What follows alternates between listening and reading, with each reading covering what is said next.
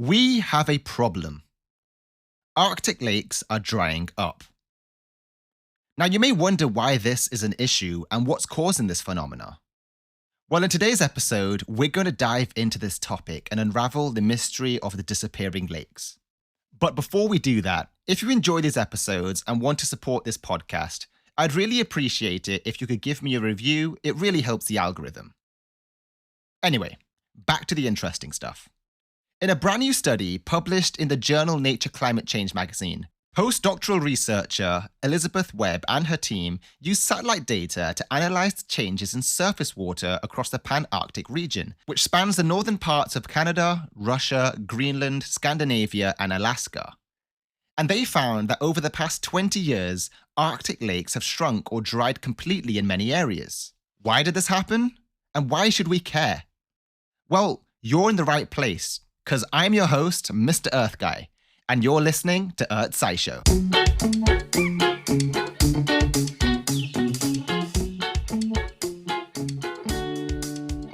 Arctic lakes are important for many reasons. For one, they provide fresh water for local indigenous communities and industries. They support a rich biodiversity of plants and animals, including threatened and endangered species. They also influence the climate by reflecting sunlight and storing carbon. But Arctic lakes are also vulnerable to climate change. The Arctic is warming nearly 4 times faster than the rest of the world, causing glaciers to melt, ice to retreat, and permafrost to thaw. Permafrost is the frozen soil that covers much of the Arctic land. It contains a lot of organic matter and greenhouse gases that have been trapped for thousands of years. When permafrost thaws, it releases these gases into the atmosphere, which can further accelerate global warming. Scientists had predicted that climate change would initially expand lakes across the tundra due to the land surface changes resulting from melting ground ice. But Webb's study shows that this is not the case.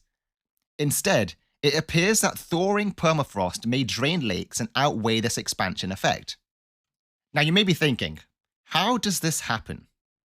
Well, Webb explains that thawing permafrost may create drainage channels and increase soil erosion into the lakes. This can lower the water level and make the lakes disappear altogether. The study also found that increases in autumn rainfall can cause permafrost degradation and lake drainage. This is because rainwater carries heat into the soil and accelerates permafrost thawing. The implications of this lake decline are serious. Not only does it affect the water availability and quality of life for humans and wildlife, but it also has feedback effects on the climate. For example, Webb says that the lake expansion causes carbon losses orders of magnitude higher than occurs in surrounding regions. This means that losing lakes may actually slow down the release of carbon from permafrost. However, this does not mean that the lakes drying is a good thing for the climate. Webb warns that permafrost thawing is occurring even faster than expected, and the region is likely on a trajectory towards more landscape-scale drainage in the future. So, what can we do to stop or slow down these changes? Well, Webb says that the best way to save permafrost and lakes is by cutting fossil fuel emissions. Reducing carbon emissions could limit global temperature rise and prevent further warming of the Arctic. She also says that we need to act now before it's too late. But how much time do we really have? And how much difference can we make? Well, to answer these questions, we need to look at some other studies that have examined the future of permafrost and its impact on climate change.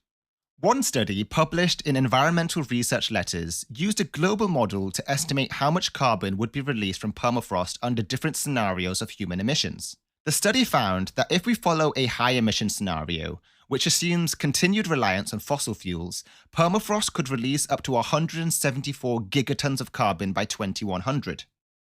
This would increase global temperatures by 0.29 degrees Celsius on top of the warming caused by human emissions alone.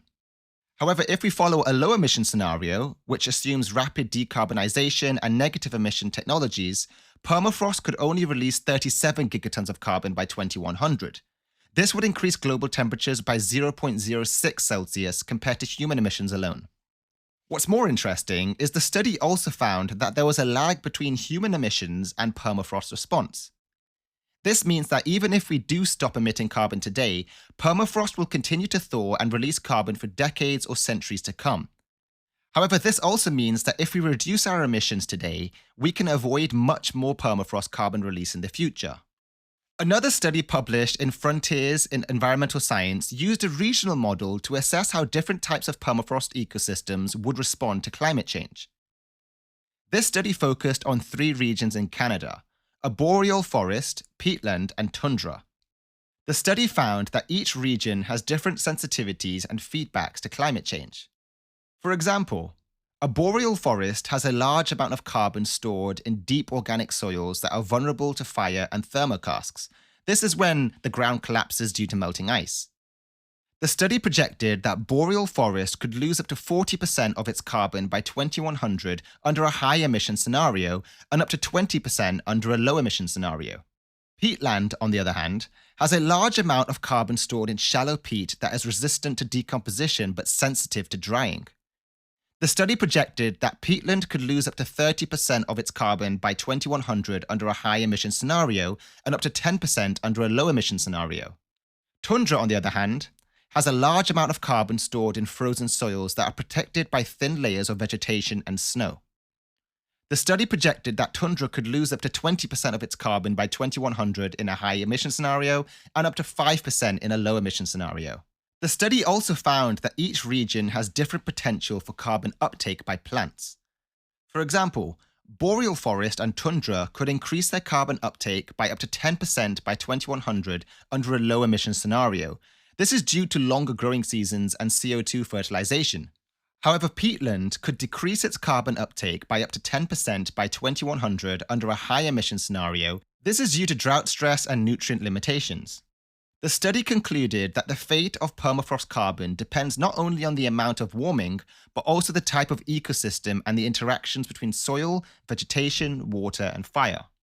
The study also highlighted the importance of regional models that can capture these complex dynamics and provide more accurate projections for management and policy. These studies show that we still have a chance to save permafrost and its ecosystems, but we need to act fast and decisively. Reducing our emissions and protecting natural sinks are the most effective and ethical ways to prevent dangerous climate change and preserve the Arctic for future generations. But that's all for today's episode on Earth's SciShow. Thank you for listening and stay tuned for more updates on the Arctic. And please remember to share this podcast with at least one friend. And if you could leave a review, that would really support the channel. You've been listening to Earth's SciShow. And I'm your host, Mr. Earth Guy. And remember, stay curious.